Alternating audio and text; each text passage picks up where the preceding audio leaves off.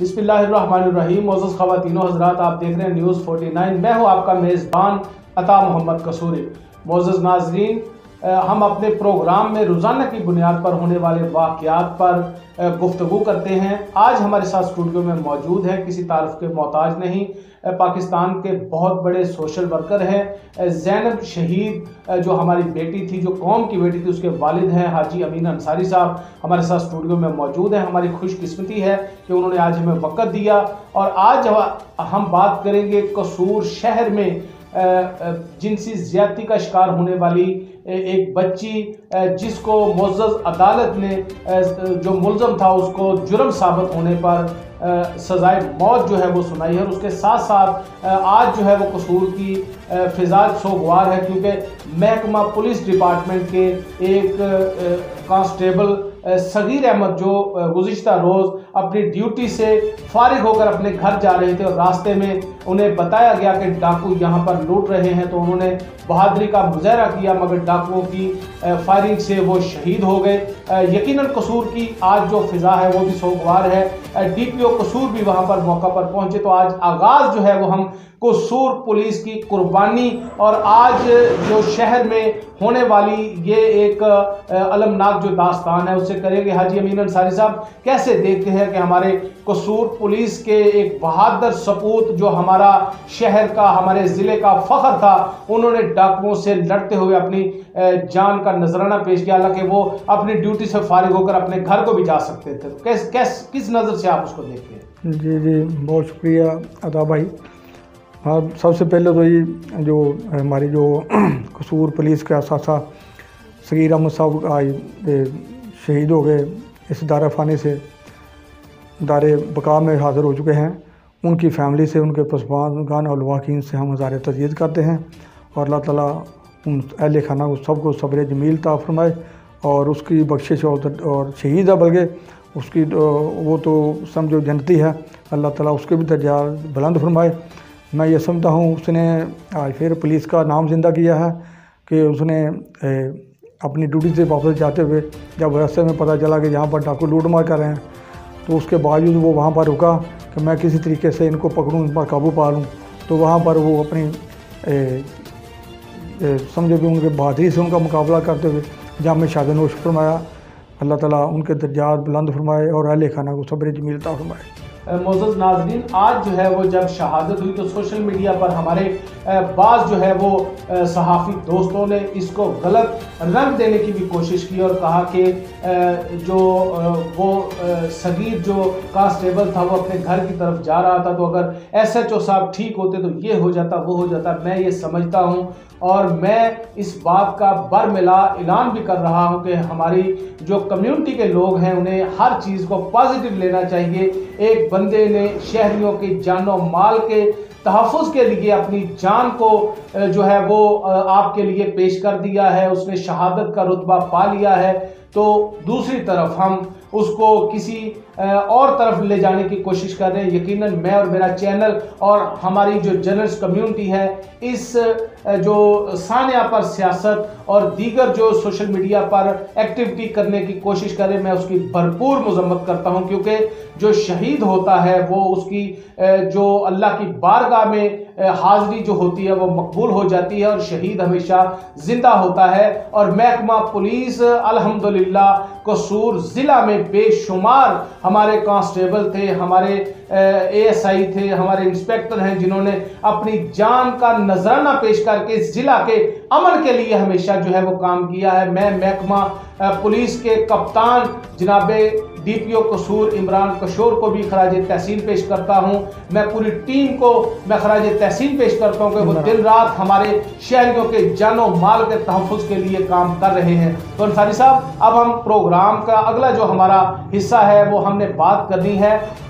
जब से ये ज़्यादतियाँ शुरू हुई, हमने देखा कि पहली मरतबा कसूर शहर से ही एक फ़ैसला हमारे मुअज़्ज़ज़ अदलिया ने दिया है। थाना सदर कसूर के इलाका में ही ये रिपोर्ट हुआ था। तो इसके जो हालात थे वो पहले हमारे नाज़रीन को बताएं, ताकि हमारे जो सामीन हैं उनको इस बात का अंदाज़ा हो कि ये वाक़या कैसे हुआ था और क्या उसका एंड हुआ है।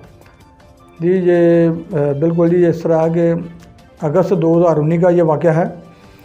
ये जो अब्दुल हमीद है, जिसकी बेटी जिसका नाम जुनैरा फातिमा है, और ये जो मुजरम है ये उसके पड़ोस में रहते थे। तो वो कहते थे कि पड़ोसी होने के नाते एक दूसरे के साथ एक अच्छा तल्लुक़ था, हमारे घर इनका आना जाना था। तो उस दिन भी ये हसब मामूल बच्ची को ले गया साथ अपने। अच्छा।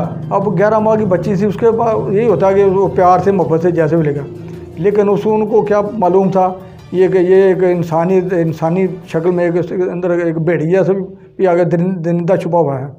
और ये बदबख्त जब बच्ची काफ़ी देर नहीं आई तो बच्ची को लेने के लिए गया उधर, तो बच्ची घर पर नहीं थी। उन्होंने देखा कि इर्द गिर्द देखा तो वहाँ पर साथ ही खेतों में बाहर बच्ची जो वहाँ पर उसको आवाज़ आई है, उसको उन्होंने देखा तो बच्ची खून में लथपथ और उसकी इंतहाई गहर हालत थी।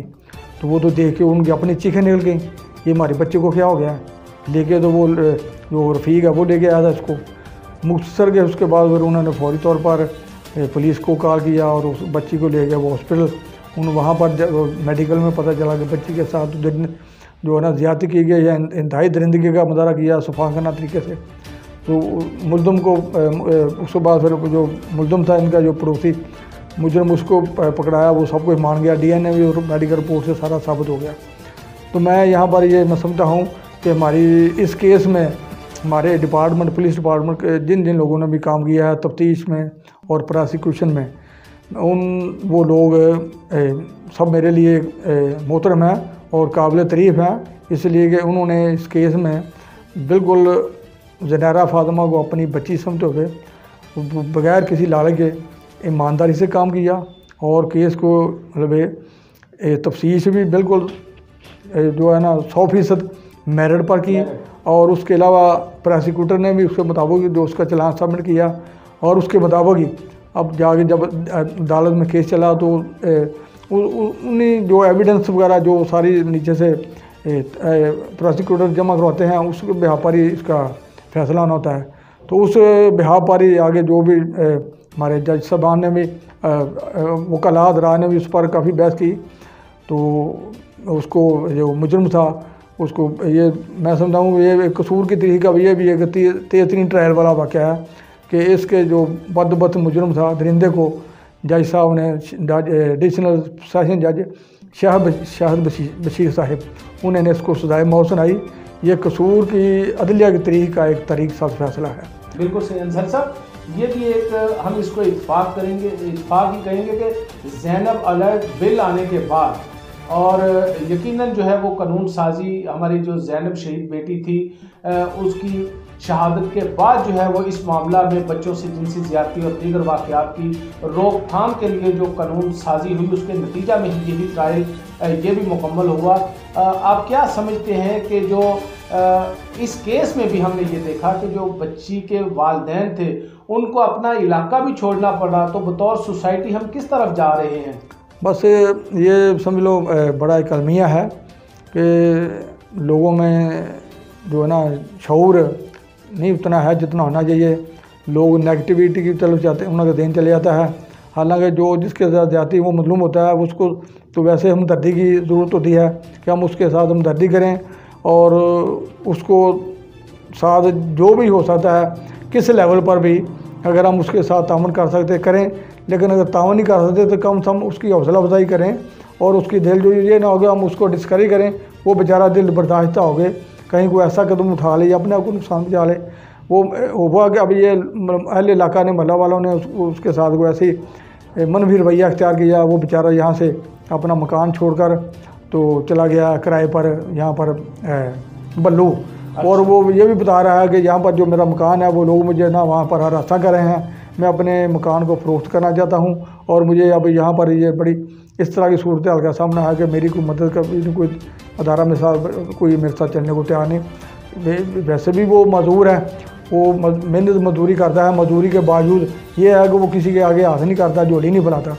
अपने घर को चलाने के लिए वो मेहनत मजदूरी करके जैसे भी अपना घर चला रहा है, रिज़्क़ हलाल कमा रहा है। लेकिन लोग इसके बावजूद हमारे कम तरफ लोग हैं जो वो शराब तानाजानी करते हैं कि आदमी को मज़ीद परेशान करते हैं। तो अंसारी साहब, आज अगर हम देखें इस केस को भी हम मिसाल के तौर पे देख रहे हैं, तो अभी हमारी जो पुलिस डिपार्टमेंट, हम उनकी नेगेटिव जो चीज़ें होती हैं उनको तो फौरी तौर पर हाईलाइट भी करते हैं कि ये हमारी इखलाकी जिम्मेदारी नहीं है कि आज जो है वो अच्छा अगर काम उन्होंने किया है तो वो दरिंदा, वो जो वहशी इंसान था वो अपने अंजाम के करीब पहुंच चुका है।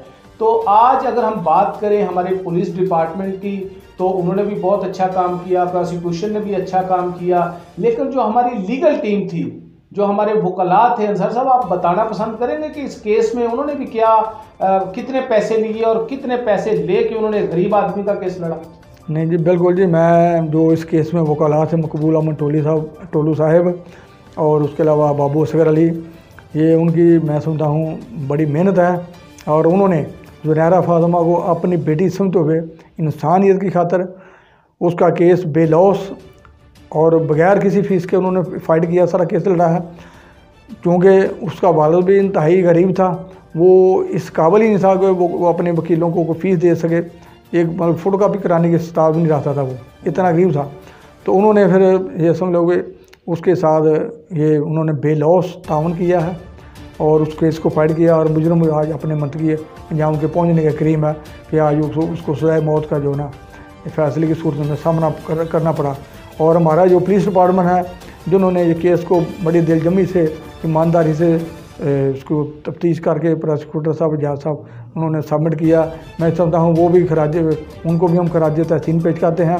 और साथ साथ मैं ये भी बताऊँगा कि ज़ैनब अलर्ट बिल जो एक ज़ारा नाम से अथॉरिटी बनी है, उसमें जो कानून भी तरतीब दिए गए हैं, उसके बाद ये पाकिस्तान में मैं समझता हूँ उसके तनाज़ुर में ये ज़ैनब बिल के पास ये पहला फ़ैसला है जो इस तरह जो सख्त जो हमारा मुतालबा था कि जो रेपिस्ट है उसके लिए सज़ाए मौत से कम हम किसी बात पर इत्तफाक नहीं करते, रेपिस्ट को सज़ाए मौत ही होनी चाहिए। तो ये वाकई आज हमारी अदलिया ने उसको साबित किया है। उसके तनाज़ुर में ये जो फ़ैसला आया है सख्त तरीन फ़ैसला है। और अगर हमारे अदलिया और नीचे से हमारे पुलिस डिपार्टमेंट के जो लोग हैं, तफ्तीश करने वाले प्रोसिक्यूटर, अगर वो ऐसे केसों में इसी तरह ईमानदारी से और पूरी दिलचस्पी से इनको केस को तैयार करके आगे अदालत में भेजेंगे तो यकीनन हमारी आला अदलिया भी इसमें अपना भरपूर किरदार अदा करेगी। और ऐसे जिनसी जराइम और ये इतने ज़्यादा कि जिनसी तशद्दुद और ज़्यादती और रेप जो है एक नसूर की सूरत इख्तियार कर चुका है, इनको कंट्रोल करने में काफ़ी मदद मिलेगी हमें। अंसारी साहब, बच्चियों से ज़्यादती और जिनसी दरिंदगी के हवाला से हुकूमत पाकिस्तान ने एक ऐप जो है वो भी बनाई है, वो उसकी भी बड़ी बहुत ज़्यादा मोअज़्ज़ज़ नाज़रीन, आप तमाम अहबाब को ज़रूरत है कि उसको अपने मोबाइल में आप करें। अंसारी साहब, उस पर ज़रा थोड़ा सा हमारे मोअज़्ज़ज़ नाज़रीन को बताएं कि जो ज़ैनब बेटी के नाम से मंसूब वो ऐप है उसका क्या फंक्शन है और उसको किस तरह लोग जो है वो यूटिलाइज़ कर सकते हैं। जी बिल्कुल, ये मैं समझता हूँ ये मौजूदा हुकूमत अब हमारी जो पाकिस्तान तहरीक इंसाफ की, उन्होंने ये जो ज़ैनब बेटी के नाम से ज़ारा नाम की एक अथॉरिटी बनाई है गुमशुदा बच्चों को तलाश करने के लिए। ज़ैनब अलर्ट रिकवरी अथॉरिटी उसका नाम है मुखफ़्फ़। और उसके ज़ेर साया उसमें जो वज़ीर आज़म की सिटीज़न पोर्टल है, वहाँ पर उन्होंने एक ज़ैनब अलर्ट ऐप जो है ना उसका एक इफ्तिताह किया है। ये मौजूदा गवर्नमेंट ने PTI की उन्हें मतलब वजारत कानून, हमारी जो वजारत ह्यूमन राइट्स, इंसानी हकूक़ की वजारत, मिनिस्टर मोहतरमा शेरी मज़ारी साहबा और बल्कि साथ में वफाकी मिनिस्टर असद उमर साहब भी, उन दोनों ने वहाँ पर स्पेशल मुझे इनवाइट किया। और मेरे मतलब वजारत खुद मुझे उन्होंने आगे करके और इस ज़ैनब अलर्ट ऐप का मुझसे इफ्तिताह करवाया, जिसका मकसद यही है कि जो भी बच्चा अगर किसी को इर्द गिर्द अपने महल्ले में, पाकिस्तान के किसी इलाके में, किसी शहर में, जैसे ही अगर किसी को पता चलता है कि फ़लाँ बच्ची या फ़लाँ बच्चा कोई हमारा इर्द गिर्द गुम हो गया है, तो वो कोशिश करे कि इस ऐप पर उस बच्चे की जो तस्वीर और उसका नाम पता फौरी डाल दे। जितनी वो जल्दी इस ऐप पर बच्चे को ऐड करेगा, इसमें डालेगा, वो इंशाल्लाह उतने ही उसके 100% चांस हैं कि वो बहफाजत बच्चा या बच्ची जो है ना वो मिल जाएगा, रिकवर हो जाएगा। उसमें यह है कि हमारी बहसीत माहिरता मुआशरा, हमारी अपनी एक इखलाकी इंसानी और आईनी जिम्मेदारी बनती है कि हम अपने बच्चों को तोहफ़ा देने के लिए हमारा जो अपना माशरे में एक ज़ाती किरदार है उसको भी हमें अदा करने की ज़रूरत है। हमारे जो माशरे में ये बच्चों के साथ ज़्यादती, जिनसी तशद्दुद का ये वो रेप के जो वाक़यात हैं बहुत ज़्यादा एक नसूर की सूरत से आकर चुके हैं। तो ऐसे वाक़यात को कंट्रोल करने के लिए बच्चे जो इस तरह गुम हो जाते हैं या अगवा हो जाते हैं, उनको तलाश करने के लिए इस ऐप की जो है हेल्प ली जाए। हर आदमी जो भी सुन रहा है, इसको देख रहा है, ये गूगल पर और प्ले स्टोर पर ये ऐप मौजूद है और इसको वहाँ से अपने मोबाइल, एंड्रॉयड मोबाइल में इंस्टॉल करें। और ये इंतहाई इस्तेमाल है इसका। ये हमारे 4 सूबे हैं, उन चारों सूबों की लैंग्वेज में भी इसमें रहनुमाई है। उसके अलावा अंग्रेज़ी में भी है, मतलब पंजाबी में, पश्तो में, उर्दू में, इंग्लिश में, मतलब सिंधी में भी, सारी ज़बानों में, ताकि जैसे ही वो बच्ची या बच्चा गुमशुदा इस पर डालेगा तो ये उसके मुतलका DPO और उसके जो मुतलका थाना होगा ऐसा, तो उस पर उसके पास फौरी इसकी कंप्लेंट फॉरवर्ड हो जाएगी और उसी वक्त वो अलर्ट हो जाएंगे। जैसे ही वो अलर्ट होंगे तो यकीनन जो है ना हमारे बच्चे को ना बहिफाजत उनको रिकवर करने में, ढूंढने में हमारे लिए बहुत आसानी होगी। और यकीनन मैं समझता हूँ बच्चे इस तरह के वाक़यात को कंट्रोल करने में मदद मिलेगी।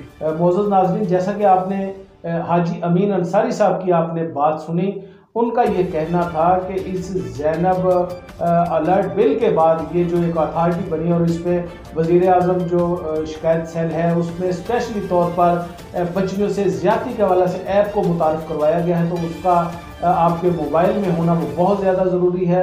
ख़ास तौर पर जो पढ़ी लिखी कम्युनिटी है उनके पास अगर ये ऐप होगी तो आप खुदा न खास्ता आपकी गली में, मोहल्ले में, आपके शहर में कोई ऐसा वाक़या, कोई बच्चा आपको मिल जाए या कोई किसी बच्ची से ज़्यादती हो तो आप उसको फौरी तौर पर उस पर डालें तो उस पर फ़ौरन जो है वो हुकूमत की जानिब से एक्शन जो है वो होता हुआ आपको नज़र आएगा।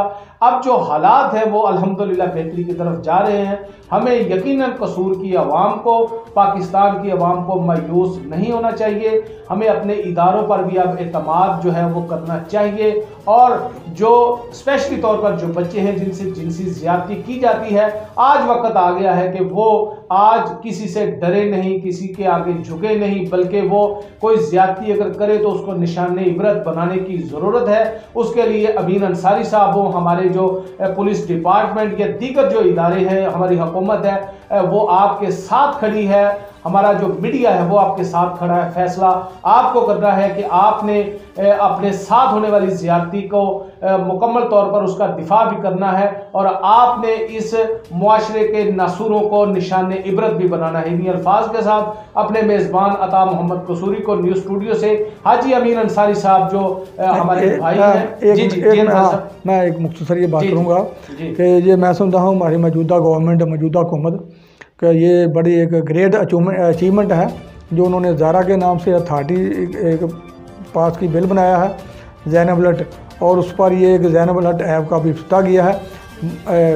बल्कि वहाँ साथ साथ मैं ये भी बताता चलूँ आने वाले वक्त में इस ऐप में और ज़ारा जो अथॉरिटी कायम की गई है इसमें जो कवानीन तरतीब दिए गए हैं, वक्त के साथ साथ हमारा हुकूमत से, मौजूदा गवर्नमेंट से रब्ता है और इस पर हम आईनी तरमीम भी ला रहे हैं कि ये जो बच्चों के वाक़यात हैं उनके मुजरमों को जो है ना सख्त से सख्त सज़ाएँ दी जाएँ ताकि हमारी कौम के बच्चों को 100% यकीनी जो है ना महफूज इंसाफ भी मिले और उनको महफूज किया जा सके। क्योंकि फ़ज़ा इस तरह की पाकिस्तान की पैदगी डेवलप हो चुकी है कि अब लोग अपने बच्चों को बाहर भेजने से बहुत ज़्यादा परेशान है, खौफज़दा, एक खौफ की फ़ज़ा पैदा हो चुकी है।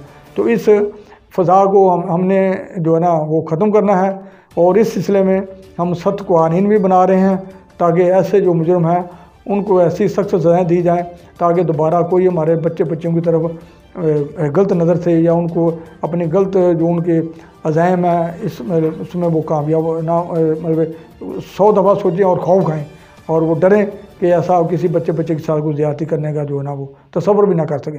हाँ जी, बिल्कुल, बहुत शुक्रिया। अंसारी साहब ने मोअज़्ज़ज़ नाज़रीन बात को खुद ही वाइंड अप कर दिया कि हमें अब बहादुर बनना है, हमें अपने बच्चों और अपने जो जिनसी ज़्यादती करने वाले जो बेड़िए हैं उनको निशाने इबरत बनाना है, अपने बच्चों को, आने वाली नस्ल को महफूज करना है। इन्हीं अल्फाज के साथ अपने मेज़बान अता मोहम्मद कसूरी को न्यूज़ स्टूडियो से इजाज़त दें। अगले प्रोग्राम में हम ज़ैनब जो अथॉरिटी बनी है उस पर डिटेल गुफ्तगू करेंगे कि उसमें कौन कौन सी शिक है, क्या हम उस पर कर सकते हैं। सर साहब, आपसे दोबारा वक्त हम लेंगे और हमारे जो नाजरीन हैं उनको एक जो शिक है उससे हम आगाह करेंगे। तो मोअज़्ज़ज़ नाजरीन, आप अपना बहुत ज़्यादा ख्याल रखिएगा और इन्हीं अल्फाज के साथ इजाज़त चाहेंगे कि कोरोना ने भी एक मरतबा फिर तबाही मचा दी है। आप अपने घरों में महफूज रहें, मास्क का इंतज़ाम जो है वो लाजमी तौर पर करें, हाथ को धोएं, नमाज पढ़ें ताकि आप कोरोना जैसे मूज़ी मरज़ से भी अपने आप को बचा सकें। इन्हीं अल्फाज के साथ अपने मेज़बान अता कसूरी को इजाज़त दीजिए।